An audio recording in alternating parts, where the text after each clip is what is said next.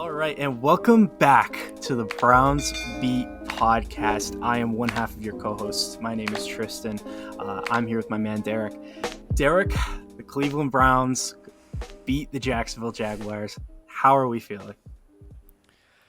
Well, just given especially even just with the Browns, like given the week, it's hard to feel a certain way. But just as a Cleveland Browns fan, as a fan of this football team, to leave this game with some positives after what we left with last week, definitely feeling a lot better as a team as a whole. There's a lot to get into with the game. But yes, the Browns escaped Jacksonville, a rainy, weird kind of atmosphere with the Jags, with a win, 18-13. So, Yeah, hey, it was such a weird game. I like how you put that because, I mean, just the twists and turns to this game, the start, the finish, man, like we even had like a safety in this game. Like it yeah, was just a weird game. But with that being said, Derek, let's jump right into it. The number one topic coming into the game, and the number one topic coming out of the game, is going to be quarterback Deshaun Watson. Real quick, just before we go into like a breakdown of his performance today, we're just going to let you guys know we're not going to talk about the off the field accusations and such here on this podcast right now. It's just a matter of the facts aren't out yet. It feels like it would just be a bit too soon for this conversation when, in all honesty, neither of us are qualified enough to have this conversation. And trust me, there's a lot better reporting that you can get from other areas. And we want to wait until we get all the facts, until we know if there's a suspension, then we'll talk about the possibilities there. But the big thing with us is we understand those allegations are very serious. We take them very seriously. We've certainly had our own conversations about this. We just feel as though it's not the right time to talk about it. But in the future, we will talk about it. 100%. Yeah, when the time comes, trust me, there will be discussions about it. I'm not gonna talk about it now, but I will be discussing it with a buddy of mine. He does kind of like a news outlet sort of thing. And he knows, what I do here, and he knows I'm a Browns fan, and he wanted my perspective. So I will be sharing that a little bit earlier. But as far as like a generalized talk about it, have a conversation about it, we don't condone, obviously, any of it. Like, obviously. Yeah. But we're here to talk about the football side of it. And whether if you view it as fair or unfair, you do have to separate on the field, off the field. Doesn't mean we condone it. Doesn't mean we support it. Whatever. I have strong feelings about it. Yeah. And I'm sure a lot of people do. We both do. Yeah, absolutely. Yeah. Absolutely. But football. Exactly. So let's get into the football. Derek, we were supposed to do a preview of this game. But to be quite honest, there was so much negativity. I think both of us were kind of feeling, maybe a preview show just wasn't in the cards for us this week. It was looking bleak, to put it lightly. And a huge source of that feeling was Deshaun Watson's performance in week one. We talked about it. It was absolutely pitiful how he came out week one, how the offense came out week one. And there were so many issues, and it felt in the moment, it felt like it felt to me how the Packers game with Baker felt in that moment. Yeah. It felt like, it's just not going to work here for him. And then he came out today, and Derek, I was really impressed with him today. The amount of progression that we saw from week one to week two was absolutely fantastic out of him. He was way, way, way more decisive in his reads. He was going through his progressions a lot quicker.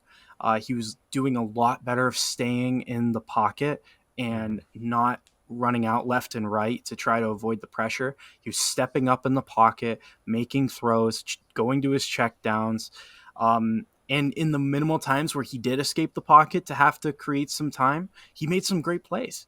So with that being said, Derek, when we look at that week one performance to today, in your opinion, what's like a couple of the biggest takeaways, especially from this game?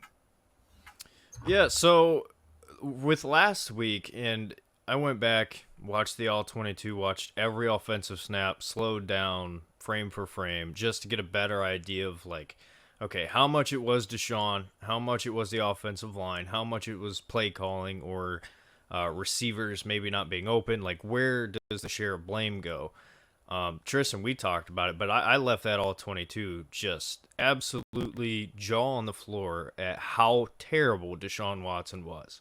Last week, we mentioned it many times. He was bailing out of clean pockets when he had them. Most of the sacks in that game, I would 1000% argue, were on Deshaun Watson. He was holding on to the football. And the frustrating part about that game was his eyes a lot of times were in the right spot. Now, there was a lot of times he didn't keep his eyes downfield, and he was freaking out because of the pressure, which is fair. I understand that. But there were a lot of times his eyes were in the right spot, and he just simply did not throw the ball. And I couldn't tell you why. It didn't make sense then. It still doesn't make sense now. But that game was horrible for Deshaun Watson. And there was a lot of blame shifting. A lot of people trying to blame Kevin. A lot of people trying to blame receivers, offensive line, wherever you want to place the blame. But the reality of it, Deshaun Watson was atrocious week one. Absolutely atrocious. Worst quarterback in the NFL level play. And I stand on that. Today, Tristan, what I saw out of Deshaun Watson, and he went 22 of 34, 186 yards, no touchdowns, no interceptions. He did have 5 rushes for 20 yards and a touchdown, so he got a QB keeper for a touchdown today. What I saw out of Deshaun was a quarterback who, and you've said this many times, so I'm giving you the credit here, operated in the system. All we needed from Deshaun Watson was to just do what he is supposed to do within the Kevin Stefanski, Ken Dorsey offense. And it was clear to see last week there were guys open. He just flat out didn't throw the ball. This week, what I saw was a guy who didn't try to play hero ball. He went through his progressions much better. He seemed a lot more confident in his decision making, in what his eyes saw. And he didn't really do anything special. In my opinion, I think there's going to be a lot of people that leave this game today and say, man, Deshaun Watson's back. We got our guy. Like, he looked great. No. If you want my opinion, I think Deshaun Watson did his job. And this is kind of what I said last week with Dak Prescott. Cowboys didn't do anything spectacular. They didn't do anything crazy offensively. Dak just did his job, hit the guys he was supposed to hit. That's how I feel about Deshaun Watson this week. I think Deshaun did a great job of, hitting the open man. Not saying there wasn't times where he made some big time plays. We talked about it before the podcast. He certainly did extend plays and, kind of evaded pressure and made some throws. He looked good. But I don't want to go as far as a lot of people are going and saying, oh, he looked great. He looked fantastic. He looked elite. No, Deshaun Watson looked like a starting quarterback. He did his job. And we see what that amounted to today. It wasn't the prettiest game. It wasn't, the best game. But Deshaun Watson, doing his job, being good enough, led the Browns to a win. And I don't want to jump into the defense too quick here, but Tristan, what did we say last week? They go hand in hand. And when you have an offense that's sustaining drives and can stay on the field, the defense plays better. Wow. Crazy how that works, Tristan. But Deshaun Watson today, what did you think? What was your biggest takeaways? Yeah. So as far as you mentioned his eyes before, like in week one, he was looking at all the right places. He just wasn't decisive. Kurt Warner had a really good breakdown of this. He did. Highly recommend anybody out there take a look at that video, that all 22 breakdown that he did, because he really did highlight that in particular with his eyes not being in the right places. He just wasn't decisive. He didn't take his options that were in front of him. Excuse me, real quick. um, when I look at his performance today, you mentioned I was talking about this before we started recording as well. He did a really good job of playing within the structure of the offense. Where I will give him a little bit more credit, though, there were several plays where he did uh, ex- extend the play, running, escaping out of the pocket, and then finding a guy open. He did a really good job of that today. He did improvise very well today. The important thing was he wasn't doing it too much. He wasn't Mm-hmm. continuously playing hero ball. It was moments of hero ball, which is what we needed. We needed those moments of hero ball, and he gave us those moments, which is why I was so impressed with him today. When I look back at last week, he did a good job at first of playing within the structure of the offense, and then he got desperate and he just Yep. abandoned it. And that's where he had so many of his issues come up. He was forcing balls. He was just it was just a mess with him. And today it looked a lot more calm, a lot more what's the word I'm looking for? Poised. Intentional, I guess. Poised. Yes, thank you. Um, and he was taking what the defense was giving him, and that was plenty that we needed today. Um, Certainly, I think that there's other factors to this game that contributed to him not doing even better statistically, and we will absolutely get into that stuff. But Derek, as far as what I want out of a quarterback, he did everything I could have asked for out of him today. And we got to give him credit for that, because even though he didn't make that highlight reel play that, is going to be posted all over Twitter and stuff like that, he still did enough to win. And the important thing here, and something that I do want to mention because I think it's very important, he outplayed Trevor Lawrence, and Yes. I don't really even think it was close. Trevor Lawrence had a couple of good throws. Outside of that, there was really nothing. Which you could credit that to our defense as well, because our defense did play very well, and we will get into that as well. But Deshaun Watson was the more effective, the more what's the word I'm looking for? Uh, Productive. He was the more productive quarterback today. And I was really impressed. I was really, really impressed. And this was a bad weather game. You mentioned it. It was absolutely something that did have an impact on the game, especially as the game kind of moved on. It felt like it was really taking away from our passing attack, which we had a solid one today. Um, Mm-hmm. I really can't complain about Deshaun Watson's game. He did have that one throw, I believe it was to Jerry Jeudy on the first drive, that it looked to me like it almost got picked, and then it bobbled Mm-hmm. up, and then Jeudy brought Yep. it down. Thank goodness. But that was like the riskiest throw that he made of the day. Versus Mm-hmm. last week, he had like three or four that you looked at and you were like, oh wow, that really could have been picked off. That was really the only one to me that I noted, was just that one throw. And I mean, hey, it ended up working out. So hats Yeah. off to Deshaun. What a turnaround from last week. But I think you're absolutely right when you talk about, does this mean he's back? Does that mean that he had an elite performance? Absolutely not. I think that he's got to do this for many weeks in a row. I will Mm-hmm. not be comfortable saying that he's back until he goes, plays Philly in Philadelphia, and he's able to look good in that situation. If he Yeah. can do that, right? I know these next games are very, very winnable for us, and we're playing what we feel is less talented opposition. And the expectation is he should look good in each of those games. He should look better game after game. For me, that game against Philadelphia is going to be the next big test before I can truly say this is the Deshaun Watson that we traded for. I can't say that before we get to that point. Yeah. And I think the biggest thing for me, what you mentioned there, as far as like him being back, I think this should be like the standard.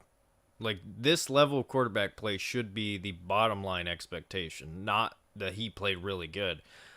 Because this is what a starting quarterback does in the NFL, or at least a middle tier or a solid starter does in the NFL. 22, 34, 186 yards, right? No touchdowns, no picks. Again, the rushing touchdown. But again, Deshaun just did his job.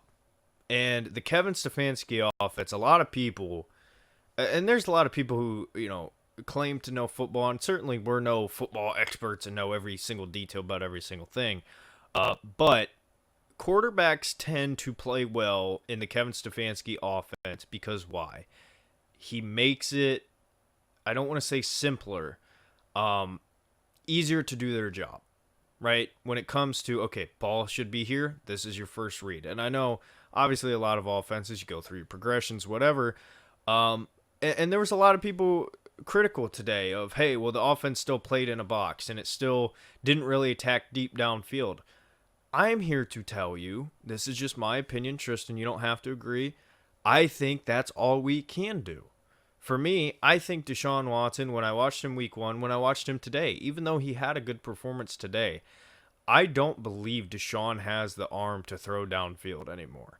I did a research into, partial research into other topic, but I did research into Deshaun Watson's injury history.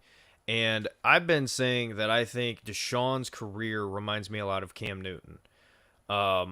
When you pull up the injury report, Deshaun's had the 2 ACLs, right? He's still mobile. He can still move around. Awesome. But the shoulder injuries from last season, I think they've really hindered him as far as his downfield passing game, right? And what you saw today was Deshaun Watson in that 20, 25-yard box. I thought he looked good. He looked accurate. He had the arm strength to get it there.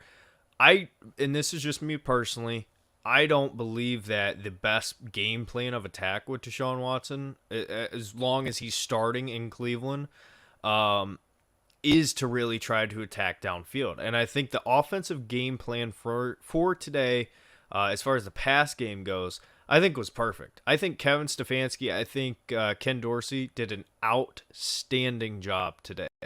And again, a lot of people complain about it. Yes, I would love to pass downfield too. But again, just my belief with Deshaun and his injury, and what I believe to be limitations, at least for now. Maybe we'll see how he develops over the season. I think they called a fantastic game plan. I think the play calling from the standpoint of where the progressions are, where his eyes should be, what should be his first and second targets, I thought was outstanding today. I thought it was outstanding. And that's kind of, for me, Tristan, a big difference from game 1 to game 2. A lot of what you saw from the Browns offensively, as far as like the game plan wise, was, I think, a lot more downfield. Ken Dorsey, Kevin Stefanski, whoever is calling up these plays in the quarterback room. Week 1, there was a lot more downfield development as far as these routes. In this game, I thought they kept it pretty simple, conservative, whatever you want to call it, but it worked. And I think that's what we what we need to do. But before we move on to another factor of why the play calling, I think, was much improved, Tristan, you have anything to add on to that? Yeah, so I hear what you're saying about the approach moving forward is to not necessarily have Deshaun Watson taking all of these home run shots. I completely agree with you there. It's something that I think that we need to game plan to beat teams majority of the time in that 20 to 25 yard box that you mentioned. What I will say is I do disagree about Deshaun not, and this isn't your exact words, but this is just paraphrasing. Deshaun not having the arm strength or the arm to have a deep passing threat anymore. I think that there's a couple of factors that went into that, especially when we're talking about today. It was a bad weather game. You were down to James Hudson and Jermaine Ifedi as your offensive tackles. I don't know about you, Derek, but I don't like the fact that that was the case, I wouldn't have Deshaun holding the ball more than 4 seconds. No. Yeah. Like that, you're just asking for trouble there. And we did have issues with drops today. I thought that he did have a few Mhm. throws that were deep down the field that were well placed. It's just guys just didn't make plays for him. That's what it was to me. Again, I'll look at the all 22 and maybe I'll see something different. But when I look at week one, I could see that what you were saying there, um, especially because he had all those balls where he was like 10 yards overthrown, Mhm. 10 yards underthrown. Like he had a lot of that, and I think that is partially because of his rehab with his shoulder. I think he's still getting used to it. Um, but at the same time, I don't think that element to his game is completely gone. And Mhm. even though right now we're not seeing it, I don't think it's something that we can expect to not see moving forward. I think that it's just as this offense gets through its growing pains, as we get our tackles back healthy, I think, and as he gets more comfortable with his arm, I expect that will open up a lot more later down the road. Yeah, I mean, I think there's a lot of factors that go into it. I think for me, the one thing that kind of pointed that out to me was just kind of his mechanics. Um, his Mhm. footwork was much improved It today was. It was from much last better. Sunday. It Yeah. was night and day. But as far as how he's throwing, and I'm not a quarterbacks coach. I don't know if anybody who watching is. If you are, please comment in the comment section. But to me, Tristan, I think obviously as a quarterback, it's a mixture of, your hips, your feet, torque, all those sorts of things, right? Um, Deshaun Watson, in my opinion, is putting a lot more of that twist in than he used to. Which obviously arm strength is one thing, but you don't just want to throw with your arm. You want to wind up and get into it. The difference, at least for me, what I saw was Deshaun has put way much more body movement into his throw than just strictly arm. Um, as of late, which hey, I don't know everything as far as the quarterback position. Certainly not as much as Deshaun does, but just from me knowing the details I do know, that is one thing that I picked up on, and I that's one part of his game that I am kind of watching a lot more, and we'll see. You mentioned it; it's something that's gonna change down the road, and we'll have to just see how it goes. But Tristan, off of the game plan today, one of the reasons why I feel like this offense was drastically improved, we actually had a damn run game today. We Uh, did. Jerome Ford, 7 carries, 64 yards. Deontay Foreman, 14 carries, 42 yards. And then Deshaun himself, 5 carries for 20 yards. Um, Tristan, what was your biggest takeaway from the run game today? Uh, there's a few takeaways for me. So the first thing that I do want to mention, offensive line did a lot better in the run game today. A Mm-hmm. lot better. Um, I thought that um, I thought that they did a good job of creating space holes for the running backs. But the other thing is Deontay Foreman, I think, opened up a lot, and this is going to sound a little bit weird, opened up a lot for Jerome Ford. And what I mean 100%. by that, what I mean by that is they actually complement each other really, really well. Foreman is very much that downhill, I get the ball, I run full speed right into a brick wall. I don't care type of back, which is what we see a lot from Nick Chubb. And I think that's what we have been missing from Nick Chubb a lot is that ability, no matter what, I'm going to be able to get at least 3 or 4 yards on this, even if nothing's there. That's what we got from Deontay Foreman today, and I was really, really happy with his performance today. I don't think the stats will reflect his impact on this game, but certainly, certainly, certainly, certainly, the effect that it had for Jerome Ford was everything. Jerome Ford then was put in a position where he could kind of run up to the line, take his one or two cuts and then find a gap. He wasn't going right in head first. And, it was something where you saw him have a little bit more of the chunk plays where, Mhm. he got the 10, 12-yard carries. Deontay Foreman didn't really have that today. He just got like those 4-yard rushes like here or there. But because Deontay Foreman did that, it gave more of an opportunity for Jerome Ford because the defense just had to defend it in a different way.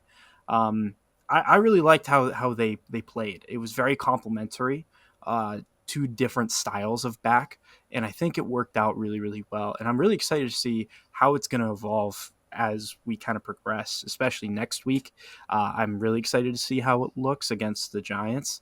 And then when Nick Chubb comes back, what the hell is it going to look like at that point? Like it's really interesting. This running back room is definitely one that we got to keep an eye on. But overall, Derek, I just think it was very complimentary today, and I really Yes. think that's why we saw the success we did. Yeah, 100%. I mean, Deshaun Watson last week, I forget what it was, like 45 pass attempts, which is absurd. I mean, we had, Yeah, and this is not a shot at Jerome Ford, but like we got nothing from him really last week, 40 yards. Um, but I think you hit the nail on the head perfect. I don't think I can say it any better. They complement each other perfectly. And the style of backs that they are. Foreman, and this is just kind of reiterating what you're saying here. Even he got 14 carries to Jerome Ford's 7, but Foreman's 14 carries for 42 yards is what set up Jerome Ford's 7 for 64. It was that constant bruise you down the middle um, run threat that we had there with Deontay Foreman. Where last week, when you try to do that with Jerome Ford, listen, Tristan, I've said it many times. Jerome Ford, not the best vision. I mean, a lot of times, he's trying to dance in the backfield where he needs to just go forward, and he can't. He can't do that. That's just not the style of running back that Jerome Ford is. But when you have a guy like Deontay Foreman who can do that role for you, that forces your defense to be prepared for anything. And when you got a guy like Jerome Ford that can really hit the outside and kind of break those chunk yards, um, it's just two different style of backs. That's what it comes down to.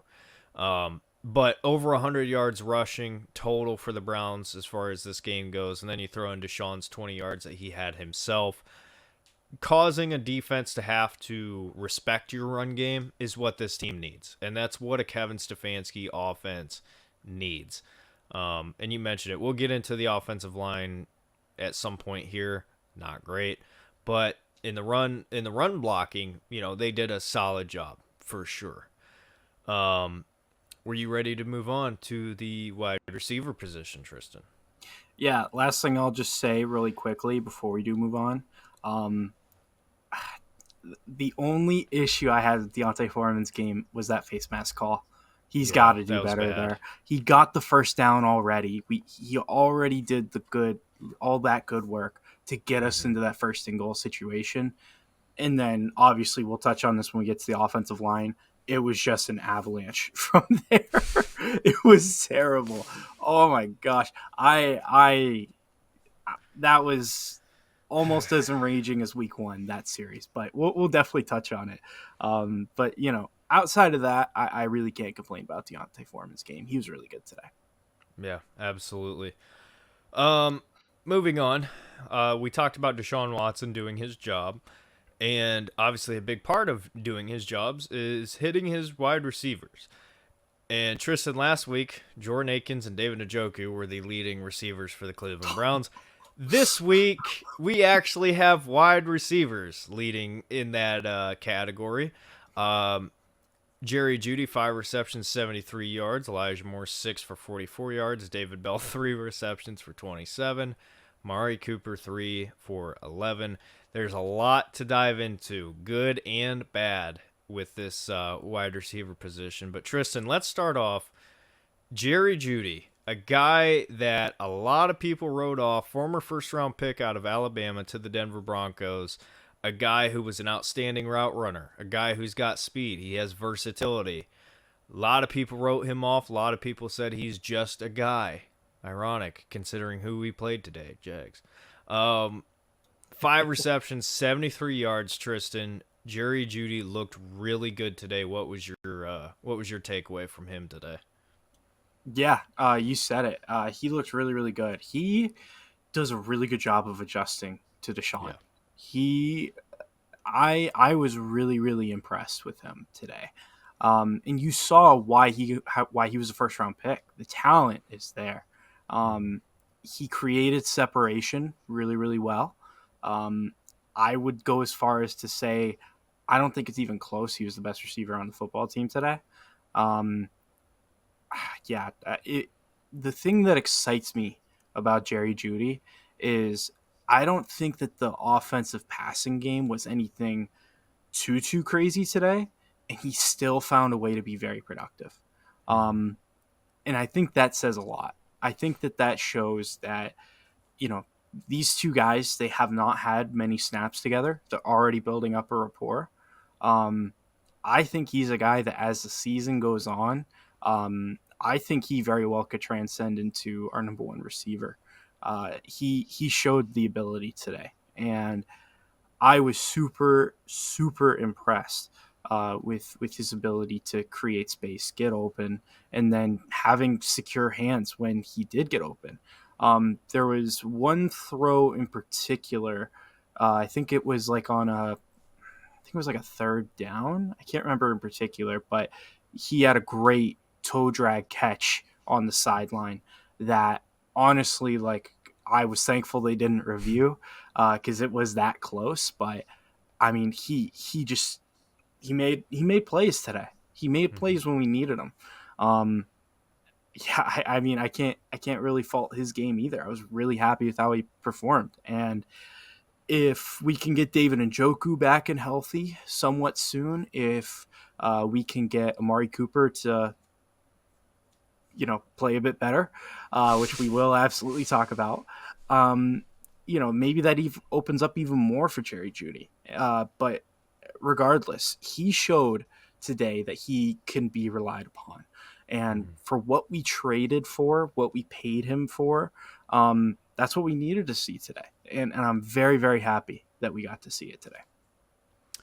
Oh yeah, absolutely. Jerry Judy. So okay, I hate taking it back to last week so much. I feel like we're doing that a lot. But it's important. I mean, Tristan, we were on the phone what 2 in the morning. When I was going over the all 22. Yeah, yeah, it was Um, brutal. the one thing that I said was like, dude, Jerry Judy's open. Like Jerry Judy looks really good.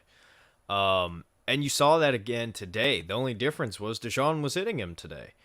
And, on 5 receptions, 73 yards, he looked the part. And I'm not saying Jacksonville had a great secondary out there. Obviously, it was rough, and that's one of the things I said watching this game. The one play, if there was a competent corner out there, it would have been a pick. Like Deshaun would have thrown a pick there. But Judy bobbles up, catches it, brings it down, makes a play. That was one of those things where it's like, hey, there you go, be a playmaker. But yeah, I mean, he was getting separation, route running again, like everything that you have wanted to see from Jerry Jeudy. I feel like you saw it today. Um, and yeah, I do think that he is going to show, regardless of whatever happens at this quarterback position, right? Obviously, it's a long season, but if the Browns can get just competent level quarterback play, Jerry Jeudy is going to show why he was a first round pick. He's going to show that he was worth extending him and making that investment in him. So far through 2 weeks, he's been the best player on this offense. Just flat out. He has been the best player on this offense. And I'm not all that surprised. I know there's a lot of people who are. But when we brought in Jerry Jeudy, and even before we brought in Jerry Jeudy, these were the things that myself and you were talking about with him. The talent that he has, the ability and the skill set that he has is at the level of a really good NFL receiver. Um, and the point you made, when he gets more help around him from the wide receiver position, I think it's just going to further himself as far as, being a difference maker.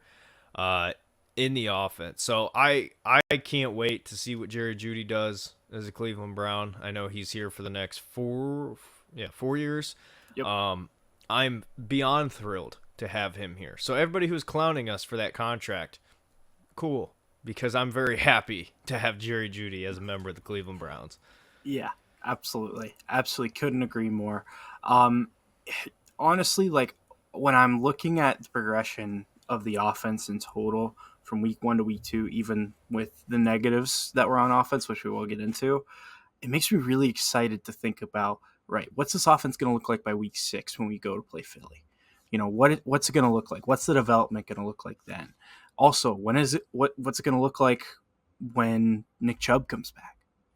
How incredible he has been for this football team. His time here, like, it's really exciting to think about if these things line up, right? Man, this offense can do some special things. We just need the guy at the helm to manage the game well, and he did that today. So, Mm-hmm. um, yeah, Jerry Jeudy couldn't have been happier with his performance. But let's transition. Uh, Kind of hinted at it already. Amari Cooper. Before Oh, sorry. Go before ahead. Go we ahead. no, before we do that, I did want to mention Elijah Moore Oh, because yes. this is a guy that we didn't trade a second round pick for him. It's complicated. We traded back from a second round pick to a third round pick to Yeah. get Elijah Moore, so kind of complicated. I think it was like But 20 spots we moved back or something like that. It yeah, was not that big of a deal, honestly. no, but Elijah's been disappointing so far in Cleveland. Today I thought he looked like what we need him to be, which is unfortunately today was a wide receiver too. But for wide receiver 3, he did his job. He had the drops, wasn't perfect, and he's not the best receiver by any means, but I just wanted to give a little bit of a shout out to Elijah Moore. I thought he played relatively well today. And if this is the performance we can get out of him going forward, if the guy that we're about to talk about can play well, and then you continue to get this out of Elijah Moore, we're going to be really good at wide receiver. So, Yeah. sorry. Didn't want to No, interrupt, but absolutely. But I mean, yeah, before we get into Amari, yeah, Elijah, I thought, especially on that first drive, he was really looking good. Early in the game, he was really looking good, doing a great job of finding open space. He got hit on a couple times for some important third downs. Big thing mm-hmm, with him is got to get more consistent with catching the football. Excuse me. Because he does have a lot of the raw tools you look for in a good wide receiver. So mm-hmm, I know that last year, you know last year it was rough with Deshaun because there just wasn't a lot happening with Deshaun. I felt like that Jets game, I feel like that was his moment to really, break open, have a fantastic game for us, and then he just got that concussion and wasn't able to return. Um, he's talented enough. I like him to enough to the point where I still think he can be a solid contributor for this team. And I think he mm-hmm. showed it today. He's got that potential. So, um, I liked his game. But yeah, let's talk about Amari Cooper. It's he got 8 targets in this game, 3 receptions. I don't have those stats in front of me. I just know that because he's on my fantasy team. Um, 11 yards. 11 yards. Yeah. Honestly, I never thought I'd be saying this with Amari Cooper. The drops are ridiculous. Mm-hmm, Absolutely ridiculous. He's got to be better. He has to be better. And I think he knows that. He had multiple opportunities today to make plays, to extend drives, and he just didn't capitalize on it. I don't know what exactly his issue is right now. I don't know if it's just him and Deshaun. They're just not on the same page, or they're a step apart from each other, or if maybe he just has lost a step this year, which I really hope is not the case. He's a talented receiver, and he's been a talented receiver here. And I think my belief is Amari Cooper, he still has all of that stuff that we want in him. I think he's just got to finish plays better. I think he's got to execute better. And I think he can do that. And I'm confident that he'll bounce back. But absolutely, it's definitely worth noting and worth being a little bit concerned about that the guy that we've leaned on for the past 2-3 seasons, has not looked good so far. Uh, Mm. yeah, Derek, kind of going a little bit further into it. What was your thoughts on Amari Cooper's performance today? Well, all you need to know is Whoa, jeez, slow down. David Bell blew Amari Cooper out of the water as far as performance today. That's all you need to know. I think there's a lot of factors that go into it. I think with the whole stuff that happened in the offseason with Brandon Ayuk and that sort of thing, and then people were talking about I keep wanting to say Des Bryant, not Des Bryant, CeeDee Lamb, even though that was never going to happen. I wish, but that was never going to happen. Not a Um, chance. yeah, I think Amari Cooper has a lot going on in his mind. I think he's kind of checked out at the moment. And honestly, I don't really blame him. With the stuff that's going on with your quarterback, with the stuff that went on with you personally this offseason for the Browns, like, I understand him being in a different headspace. I get it. But at the same time, he's playing piss poor football.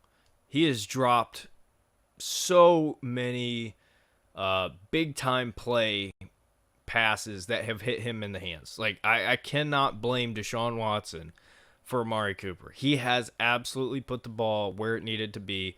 One was a touchdown in the game against the Cowboys. And then in this game, there was just a couple times where big yardage, and Amari just dropped it. And listen, Amari Cooper's 30 years old, right? This is where we see the fall off at receivers.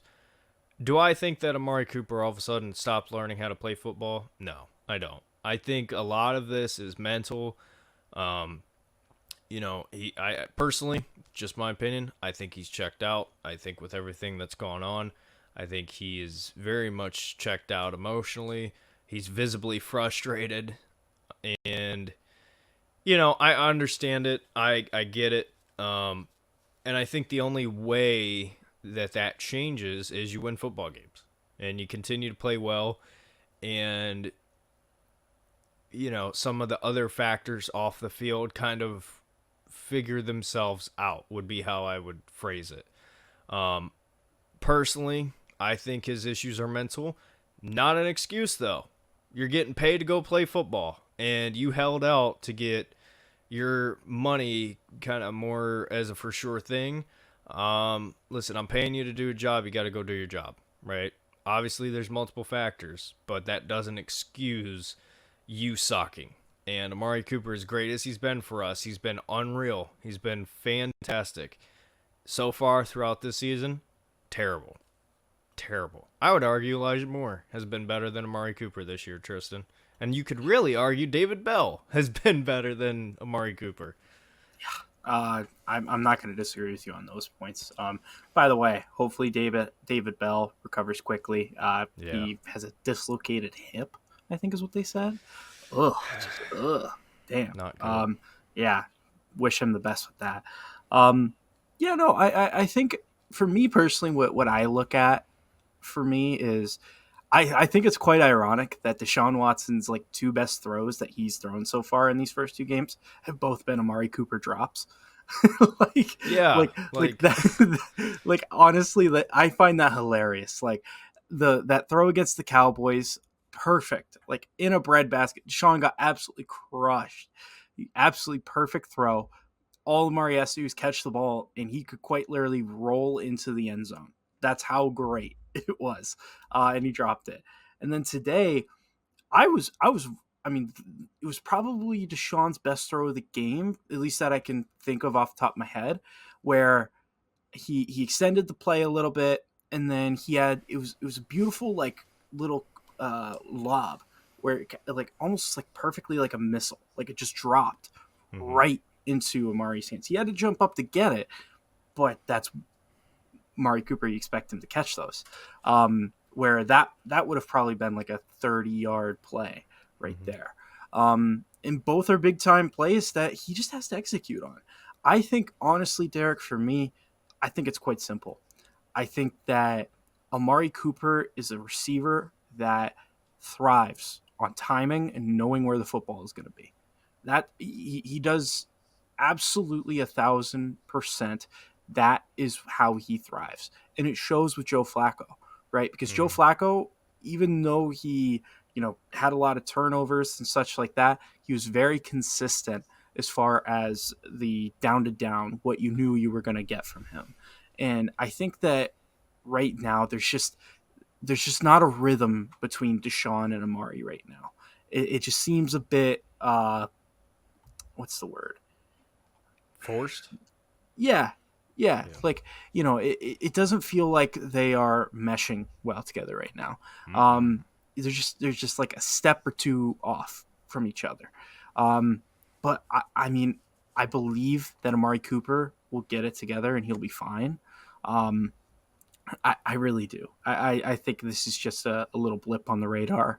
But yeah, we absolutely have to talk about it because it's something to be concerned about for sure. 100%. Absolutely. And I agree with you. I think he will get it together. But one spot that I'm not sure that they're going to get it together, Tristan, is this offensive line. Obviously, the two tackles are out, right? We know that Conklin is out. We know that Jedrick Wills is out. But, Tristan, the most concerning thing for me today was the guys that you have relied on and you know are talented and you know are good, I thought did not look good today.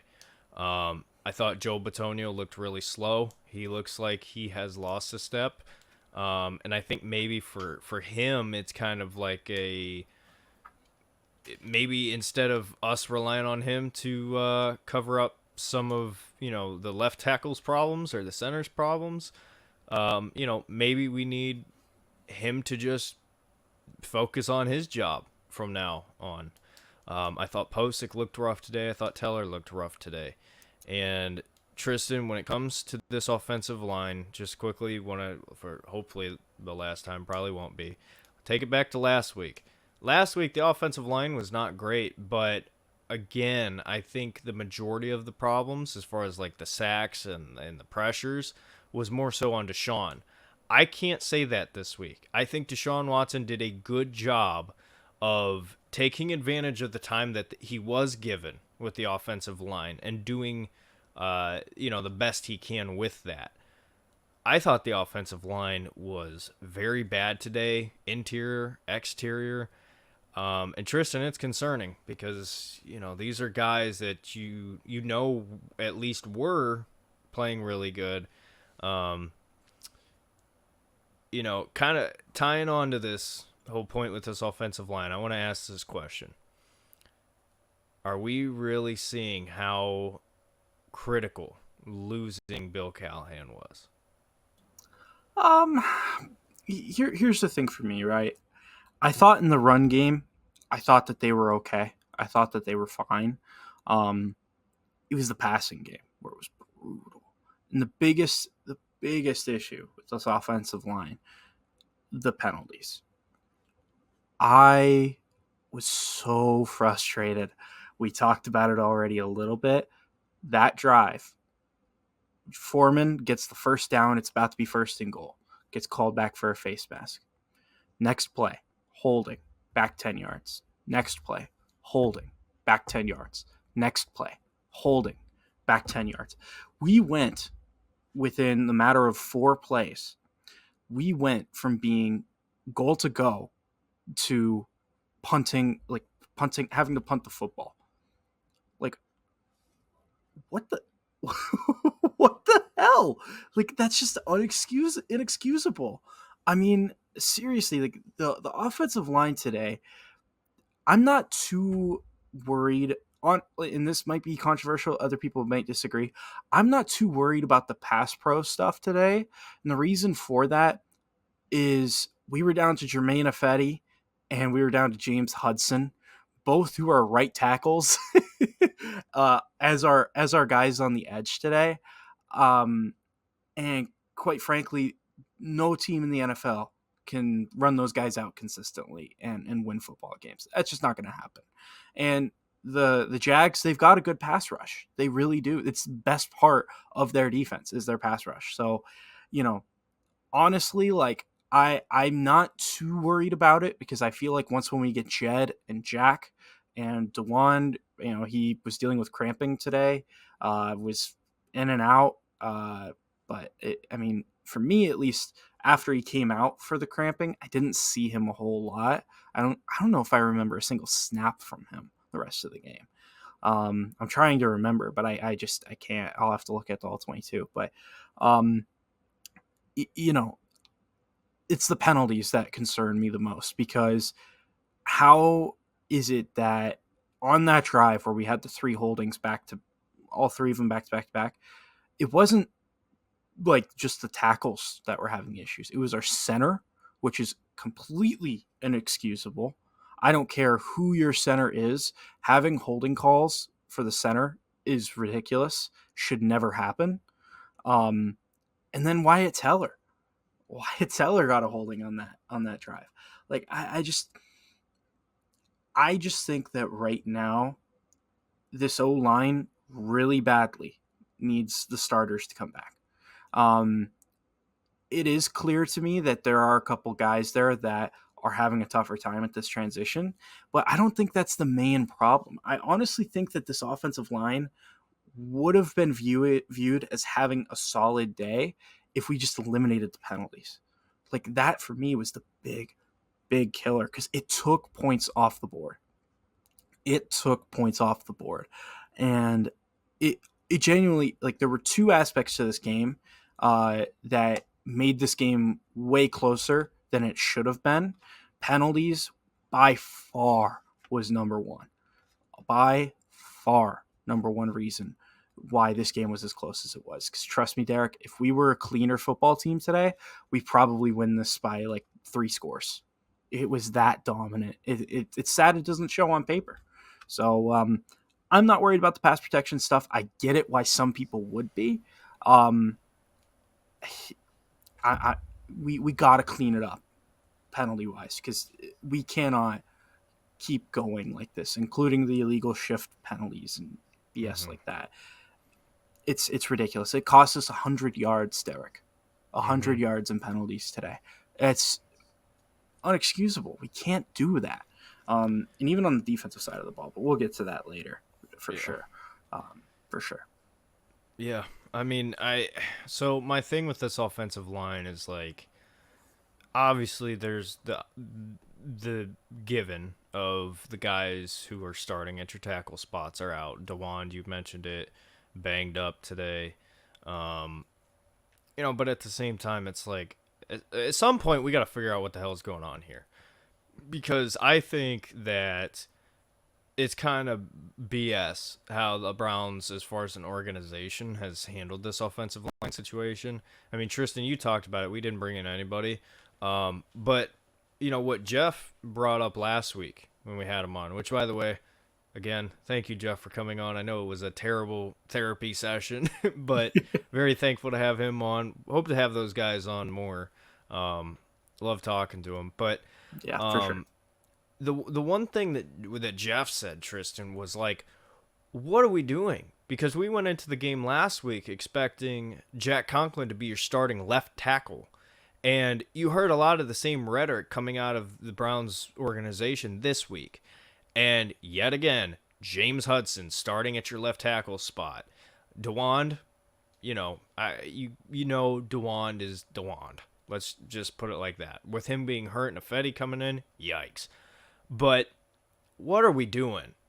What are we doing as an organization to figure this out? Because, listen, man, they said it on the Ultimate Cleveland Sports Show, and I completely agree. I can't remember who said it. I think it was Tyvis who said it, or maybe it was G. I don't know. Whoever said it.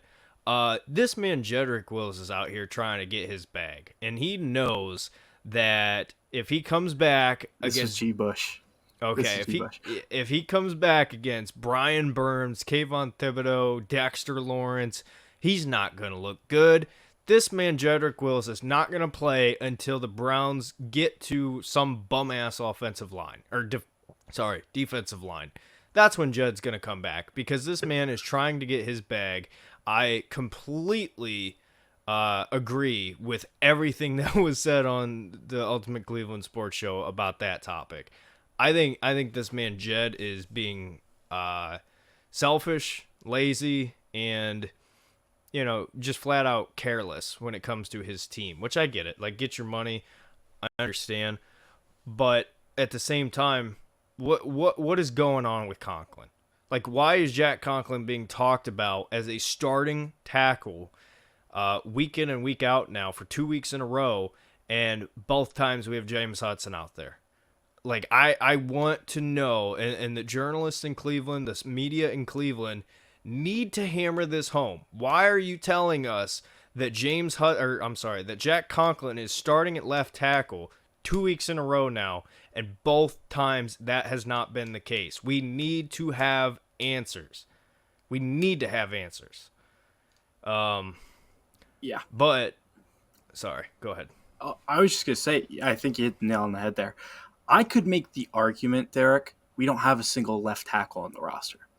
No. I could make that argument because Jed Wills is naturally a right tackle that we have forced to play left tackle.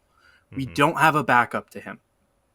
Meaning, I really could make that argument. We don't have a natural left tackle on the roster, which is by far the biggest issue with how this team has been built on the offensive line.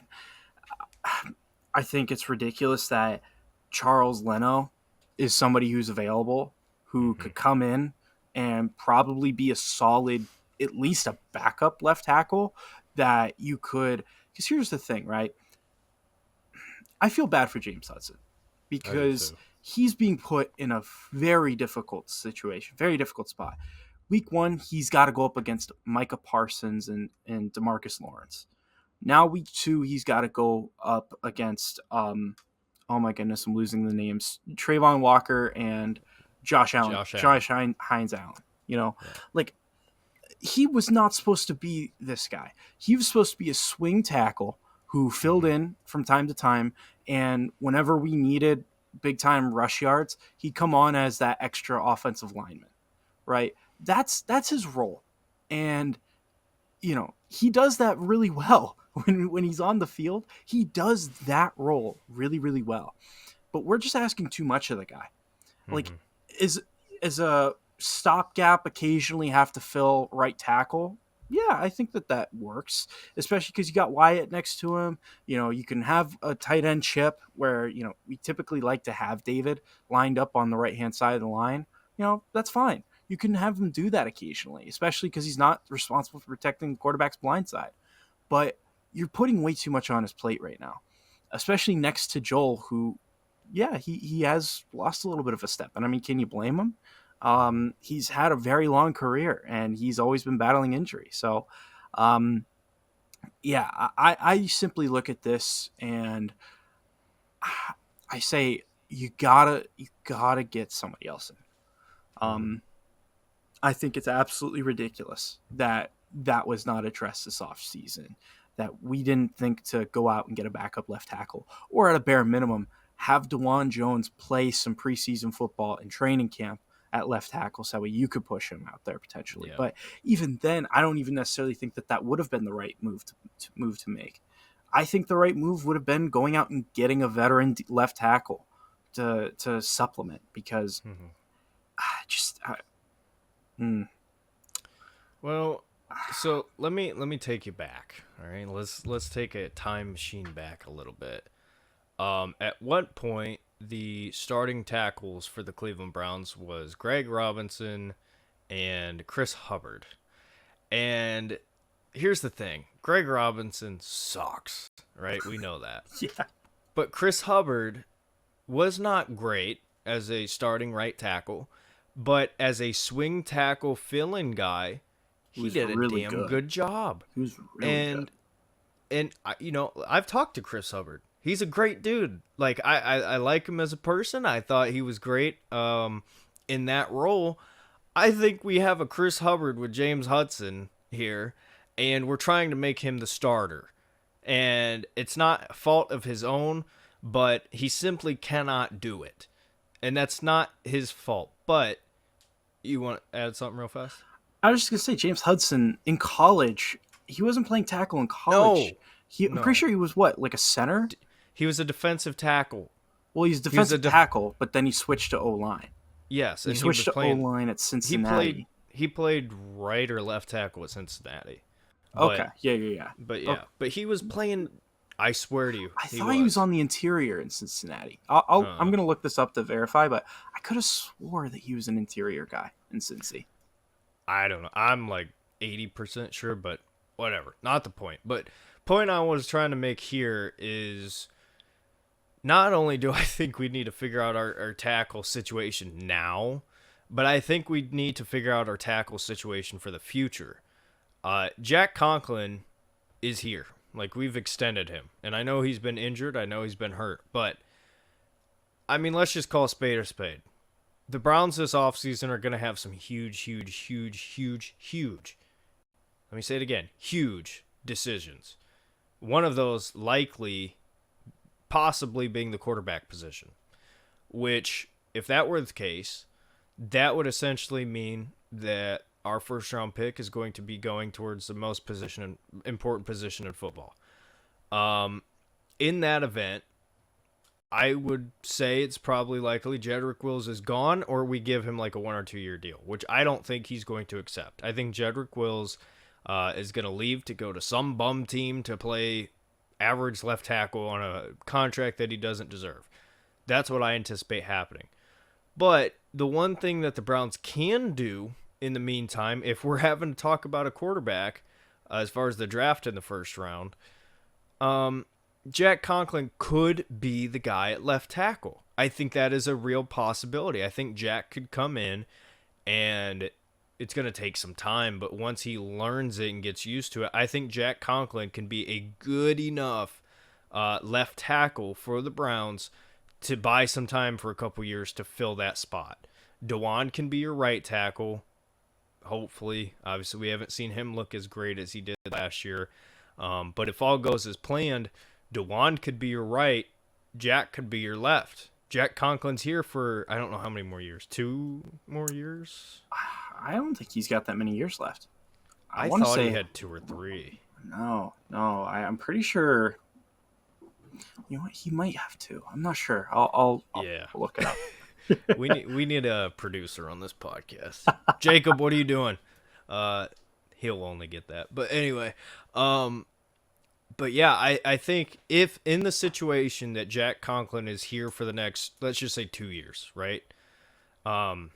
Including this season or whatever, that would buy the Browns enough time to figure out what we're going to do to fix the situation at quarterback, if that were to be the case, and have decent left tackle play enough that it's not an urgent need to figure it out right now. That's what I'm thinking when I think about this tackle situation with the Browns. But the problem is, Tristan, we don't know, because Jack Conklin hasn't played at left tackle after we've been told he was going to for the longest time. I want to know why. I want to know what it is. I want to know what the holdup is, because I don't just see this as a quick fix for now. I think this could be a really solid, decent Band-Aid for as long as we need it to be, if that is the situation we are put in. And it would be nice to get a better idea of that now versus later. Have you found it yet? Yeah, so let's see, we're in the 2024 season. He is signed for 2 more additional years after this one. Okay. So, Now, the interesting thing to note, over the cap has it that if we were to do some form of a post June 1st cut starting next season, it would only be a hit on the cap, $2.797 million for the next 3 years. So we could do a post June 1st cut and essentially save $16.7 million next year and the year after, which I think is the more feasible option personally. I think that just makes the most sense. I personally, I hear what you're saying about Jack Conklin, but at the same time, I disagree from the perspective of his whole career has been at right tackle. It's not going to be an easy switch for him to go from right to left. Could he do it? Maybe, but last time he played left was at Michigan State. I want to say his sophomore year. So it's been a while. It's been a while, Derek. And I don't see that as an option for him. I really don't. I think there's more of an option for moving DeWand to Mm-hmm. left.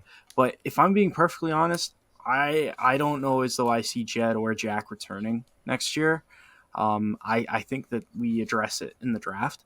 We probably draft a first round left tackle because the minimal amount that I have scouted, there are some really good offensive line prospects in this draft. So hey, we'll see. I mean, I really think that next year's draft we're probably going to load up offensive line. I think that's probably the best bet for us. Um, might have to consider running back. Might have to consider quarterback, depending on how everything with Deshaun goes. But you know, I view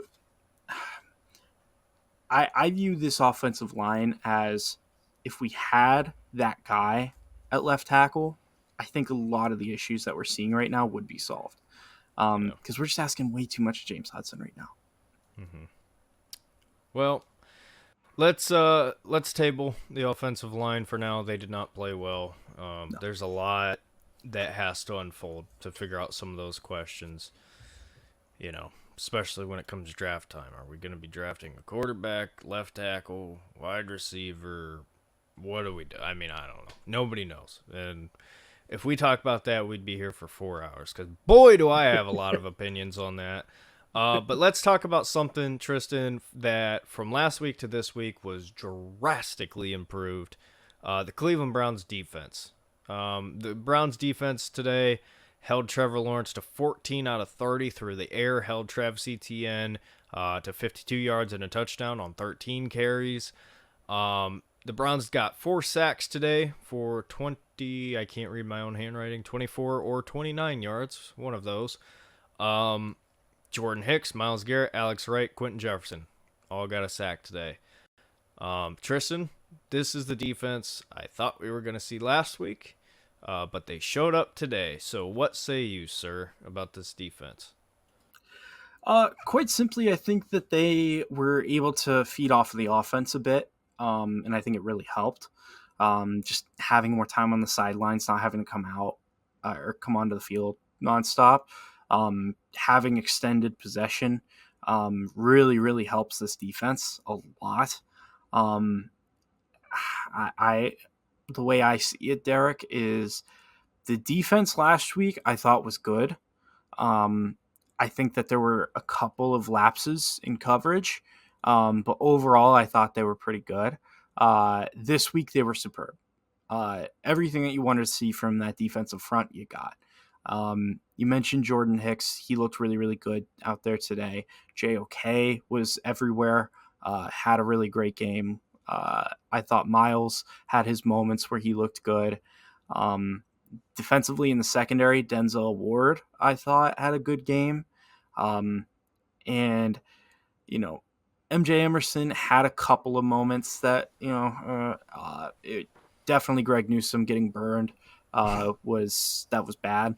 But all in all, when you put it all together, it was a great performance. Even with the mistakes that we had, it's just unrealistic to expect that we're never going to have any type of breakdowns in coverage or something like that. That's just way too high of a standard to have on this defense, no matter how talented they are. So really, honestly, Greg Newsome, should he have done better? Yeah, but at the same time, stuff like that's just going to happen. And we're playing against a franchise level quarterback. Keep in mind. Well, some people would argue not, but Some I people would would agree. argue not, I would agree with you. I think Trevor Lawrence is a good quarterback. He's no Patrick Mahomes. Let's not get that twisted, but he's solid. I just think that if you're going to play a solid quarterback, if you're only going to give up, I mean, what was it? 16 points, I think is what we gave up today. 13. 13. Sorry, even better. Even if you're only going to give up 13 points, I'll take that. Absolutely. And quite frankly, I think it just shows the margin of error for this football team. The defense had breakdowns in coverage today and still only gave up 13 points. That's insane.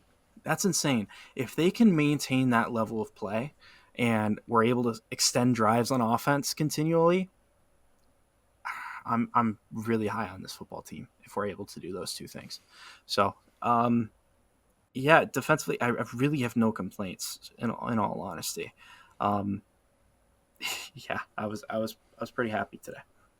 Yeah, I was thrilled with the defense today. I mean, 4 sacks is nothing to be shy about. That's a great day Yeah. up front. Jordan Hicks, one of them getting a sack. I thought he had himself a great game. I thought Jordan Hicks looked really good in getting pressure. I thought Jordan Hicks looked really good in run defense. I think this defense as a whole looked really good defending the run. Flew to the ball, shut gaps or closed gaps would be the right way to say that. Holding ETN to 52 yards was, I thought, very impressive. Now, Sunshine did get away on some quarterback scrambles. I don't have his exact yards through the ground.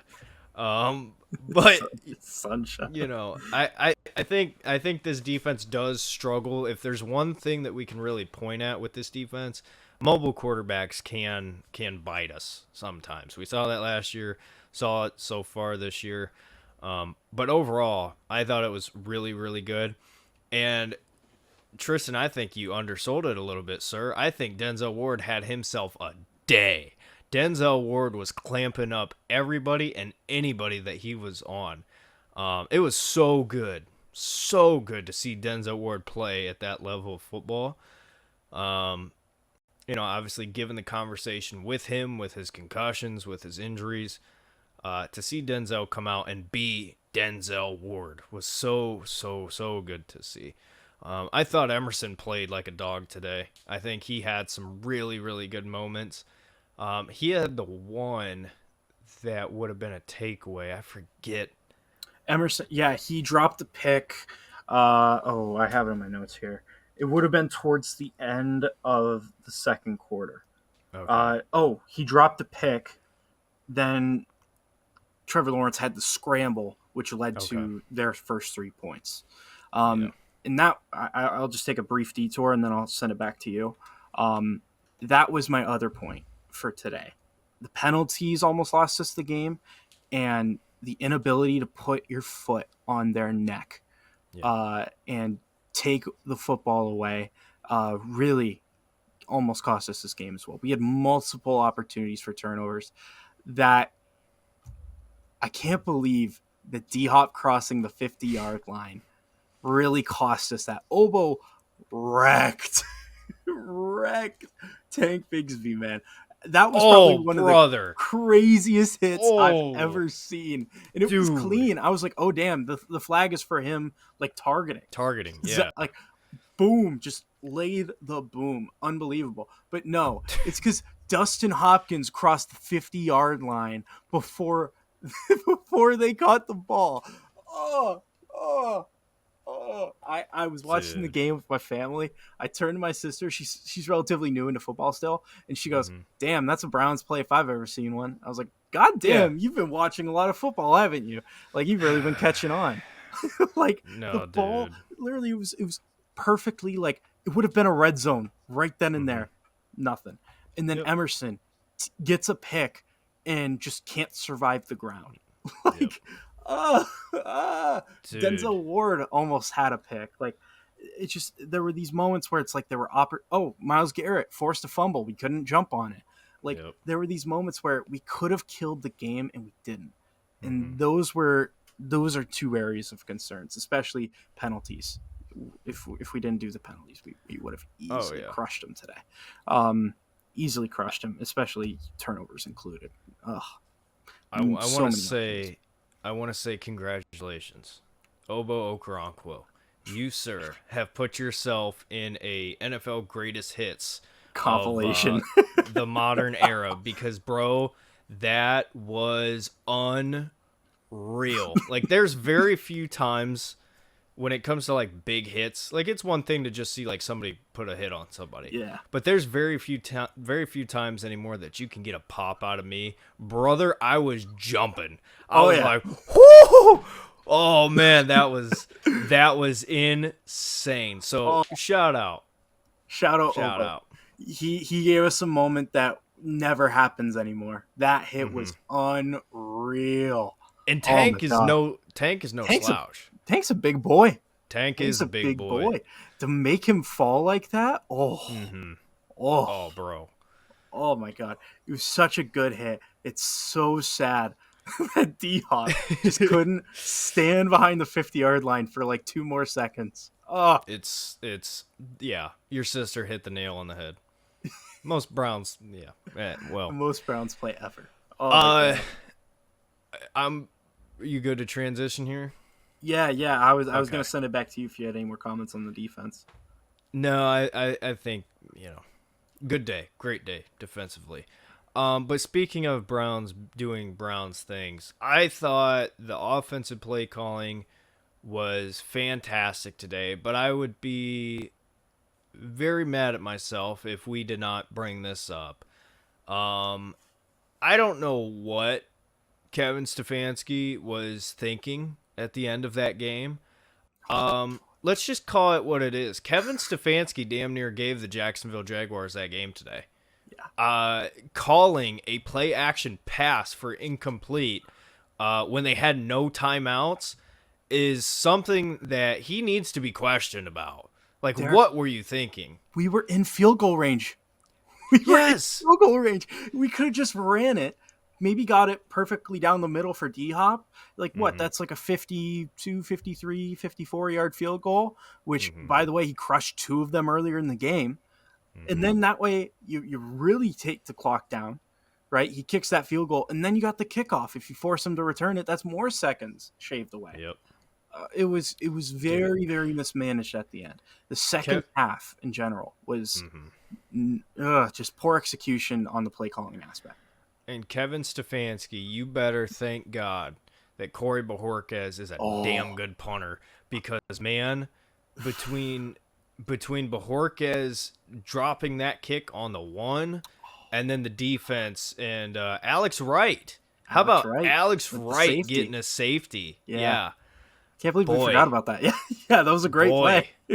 Boy. I mean, Kevin Stefanski, you better kiss Alex Wright on the cheek and buy supper for Bojorquez. I don't know what I was trying to say, but you get the point. Bojorquez deserves a game ball today. Yeah, oh yeah.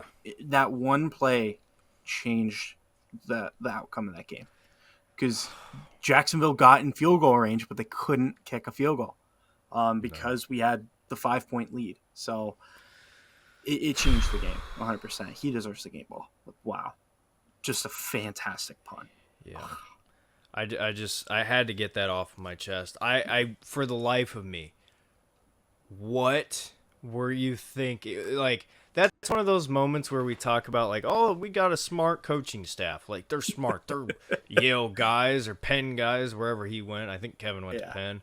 Penn, They're smart. They know what they're doing. Oh, let's throw a play action when they have no timeouts. That's going to catch them off guard, and we're going to take it for 30 and a touchdown. What are we doing? Like, bro, what was the logic there, Kevin? Thank God it worked out. Like, thank God, because if that would have cost us the game, Tristan, oh my gosh. Oh. And honestly, like, I thought that the second half play calling was just not there. Like, one of the comments that I made about the second half play calling was, like, it just felt like we were trying to find the kill shot.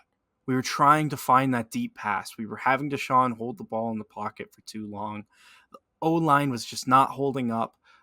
We needed more of those quick, short passes. They were blitzing us. Should have done more screens. I felt like in the second half, it was a real failure on Kevin's end in that regard. But that first half, he drew up perfectly.